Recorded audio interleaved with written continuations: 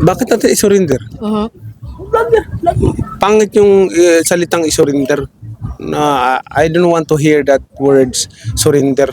Ang dami na nagbuwis ng buhay para sa kalayaan natin. Dami nagbuwis ng buhay para sa demokrasya natin sa bansa natin. Dami nakipaglaban na. Mahiya naman tayo. Matagal natin pinaglalaban. Lagi natin si kinakanta. Bangbayang Magiliw. Dapat nga ibalik natin yung yung panunumpa sa saligang batas. Panunumpa sa saligang batas at saka yung yung bayo, Panunumpa sa watawat. panunumpa sa watawat. Ganon.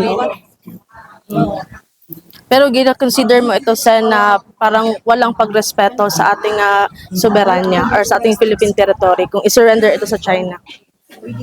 Bakit naman natin i-surrender Ayaw ko marinig yung salitang surrender.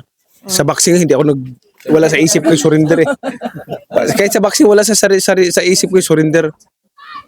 Kay Marcoleta to. Kung ano yung mga problema naman siguro pwede naman natin pag-usapan. No. Lahat ng problema may solusyon naman sa magandang dialogue, magandang pag-uusap. 'Di ba?